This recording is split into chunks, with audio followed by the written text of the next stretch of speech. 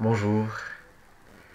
Alors aujourd'hui, j'avais envie de vous partager quelques réflexions, quelques impressions euh, qui me sont venues en lien avec la situation que nous vivons tous, puisque pour beaucoup d'entre nous, nous sommes à l'arrêt, nous sommes confinés. En tant que psychothérapeute, j'ai eu l'occasion d'accompagner bon nombre de personnes en situation de burn-out ou d'épuisement extrême. Et l'autre jour, je me faisais la réflexion en observant un peu et en écoutant ce qui se passe autour de moi, que ce que nous vivons en ce moment, cet arrêt brutal, ce confinement, c'est un peu comme si le monde est en train de vivre une forme de burn-out, une forme d'extrême épuisement euh, qui nous conduit au fond à nous arrêter. Je sens profondément, que ce soit individuellement ou collectivement, combien au fond nous sommes épuisés, combien nous avons créé un immense déséquilibre. Nous sommes allés dans énormément d'excès, avec trop de, je sais pas, de consommation, de production, d'exploitation, trop d'abus, euh, trop de pollution, trop de courses effrénées à l'extérieur, dans toutes les directions, et qu'à un moment donné, ce trop plein, ce trop de trop, ben, il faut que ça cesse, il faut que ça s'arrête. C'est comme avec les personnes justement qui ont vécu à un moment donné un effondrement. Il y a eu un tel excès dans la façon de fonctionner que naturellement le corps dit stop, le système nerveux dit stop pour ramener un équilibre, et du jour au lendemain tout s'effondre. La structure sur laquelle on s'appuyait, ça s'effondre, et du jour au lendemain il n'y a plus de repères, ce qui peut d'ailleurs générer beaucoup d'angoisse, beaucoup d'insécurité. Et, et je le compare un peu à ce que nous vivons actuellement. C'est-à-dire que par un virus, mais ça aurait pu être autre chose, voilà. Ça vient nous dire, ok, c'est trop, il y a besoin de s'arrêter. Il y a besoin de stopper ce mouvement sans fin euh, pour revenir à la maison, pour ralentir, pour regarder, mettre en lumière d'où on vient, ce qu'on a généré, et prendre le temps vraiment de sentir là où on a envie d'aller. Et, et c'est là où je fais aussi le parallèle avec les burn-out ou les, les effondrements comme ça, parce que souvent les personnes au départ, elles, elles veulent quelque chose, c'est vite revenir comme avant, vite retrouver toutes leurs capacités, vite euh, euh,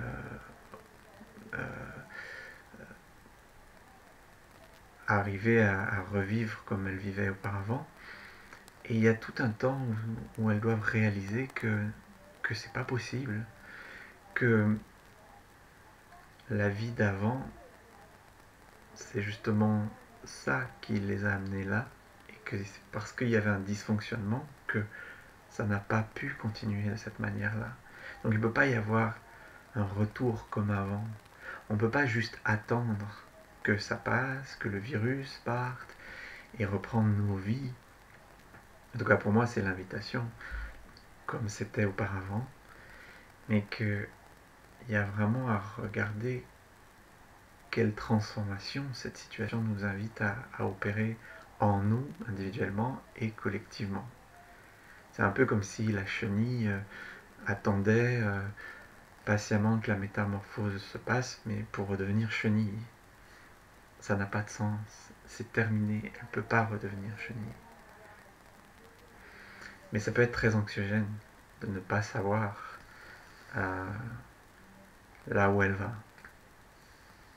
Et je crois qu'on est un peu là aussi. Et ce virus, puisque là il s'agit d'un virus, il vient nous attaquer au niveau du corps. Et là aussi, j'ai observé combien souvent quand on est pris comme ça dans ce toujours plus, qui est souvent guidé par notre mental, c'est le corps qui met le stop, c'est le corps qui dit on arrête tout, off. Et c'est lui qui se rappelle à nous quand on est pris dans le mental par tellement de choses à l'extérieur.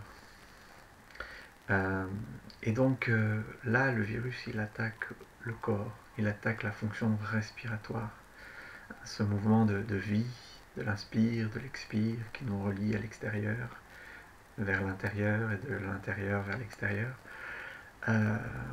C'est là qu'il attaque. Donc j'y vois aussi une invitation vraiment individuellement, déjà à revenir à notre corps. Et j'aime bien faire l'analogie avec l'image du temple. C'est-à-dire qu'à la base, pour moi, le corps, il est ce qui nous permet ce qui détient, ce qui nous permet d'exprimer tout le trésor, toute la vie qui est en nous. Et en ça, il me paraît tellement important de le voir comme un temple qui contient un trésor. Et ça de manière individuelle, mais aussi de manière collective. On peut voir la terre aussi comme ce temple qui nous accueille, qui nous porte et qui nous permet de révéler en tant que collectif ce qu'il y a de meilleur en nous, le trésor. Sauf que dans la réalité, j'observe que bien souvent ce temple, on a soit fait un bunker, c'est-à-dire qu'on l'a complètement verrouillé pour se protéger de tout et de tous, une sorte de machine de guerre au service de nos égos, parfois démesurés, et au service de nos peurs et de nos insécurités, surtout. Et parfois, à l'inverse, ce temple, il est comme déserté, il est en ruine, et il est à la merci de tout. Et bien sûr, le trésor est menacé, il ne peut pas s'exprimer, il ne peut pas rayonner. Donc, évidemment, c'est un retour au corps, mais au corps conscient, c'est un retour à la présence dans le corps, c'est une invitation à ressentir vraiment tout ce qui est là, à l'intérieur de nous, et que nos vies hyper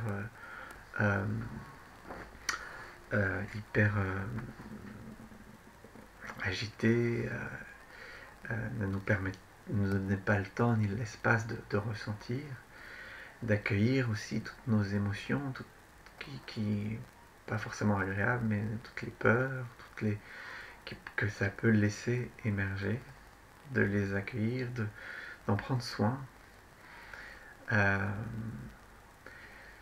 de manière à ce que nous redevenions ce temple qui contient justement toutes les manifestations de la vie en nous.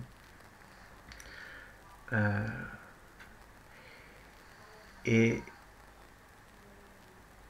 j'ajouterais que il y a une dimension qui me paraît aussi fondamentale, toujours avec cette idée du temple, à un moment donné où on parle donc de ce virus et d'être beaucoup attaqué et de devoir se protéger, c'est la dimension du gardien du temple. C'est-à-dire qu'à l'entrée de tout temple, archétypalement, il y a un gardien.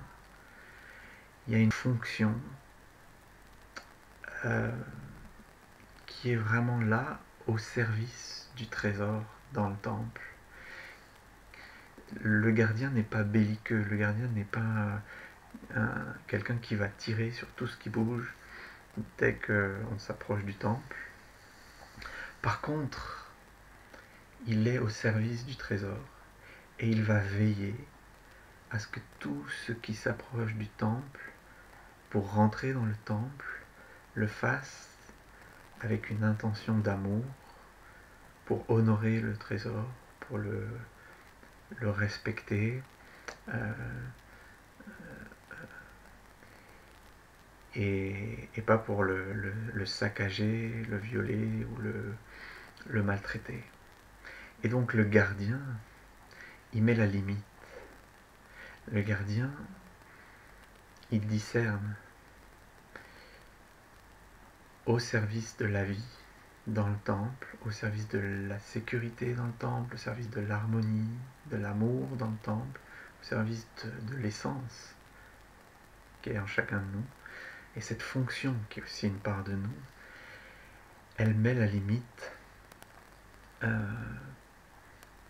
ne pas laisser entrer concrètement mais symboliquement aussi ce qui n'est pas juste pour le trésor. Et je crois que je parlais tout à l'heure de tous ces déséquilibres, tous ces excès qui nous amènent à cet effondrement. Mais c'est aussi que ce gardien du temple, cette fonction en nous et même collectivement, il n'est pas à sa place. Il a soit déserté le temple, ou soit il est devenu une sorte de comme je disais, de machine de guerre qui tue tout ce qui approche, qui détruit tout ce qui approche. Mais c'est pas ce gardien du temple qui incarne l'amour et la grande fermeté au service de la vie. Et je crois qu'il y a à réhabiliter cette fonction, pour le dire autrement, d'un masculin droit, aimant et ferme au service de la vie, au service de toutes les parts dans le temple qui prennent soin, qui s'occupent de l'essence du trésor, qui serait symboliquement bien sûr toute notre dimension féminine, hommes et femmes confondus. Donc je crois que ça, en tout cas moi ça me parle aussi de ça, de réhabiliter ce gardien du temple qui va veiller à la cohésion, à la sécurité de ce système qu'est le temple, pour qu'à l'intérieur, le trésor puisse être en sécurité et en même temps rayonner bien au-delà du temple et amener son rayonnement jusque dans le monde. C'est donc une invitation à être à la fois davantage à l'écoute de soi, de son corps, de ses sensations, de sa vulnérabilité, d'en prendre soin, d'être avec amour, avec bienveillance, ce qui va nous amener à peut-être porter un regard autour de nous différent, plus senti, plus connecté, ne serait-ce que dans ce confinement, on commence à voir les gens autour de nous. Peut-être qu'on ne voyait plus avec nos vies, tellement agitées, d'observer de contempler toute la beauté du monde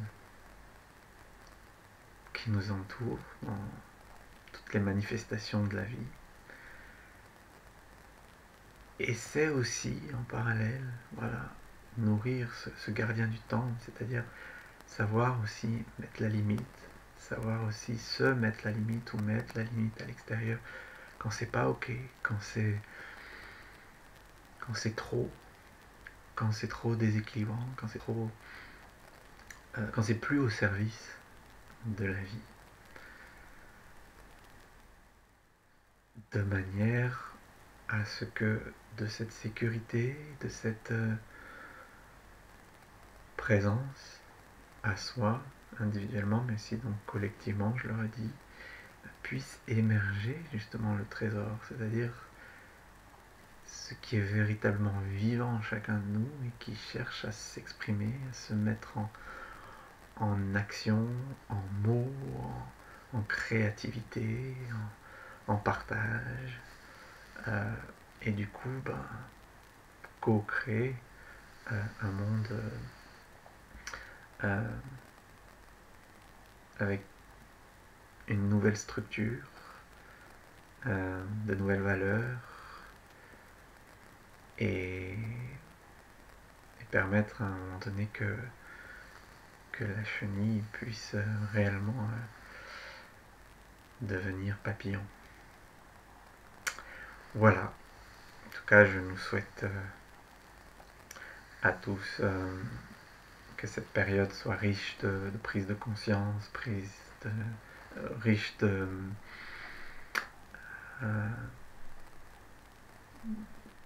d'accueil de ce que peut-être quand on était occupé à énormément de choses, ce n'était pas possible d'accueillir. Je vous remercie et je vous dis à bientôt. Au revoir.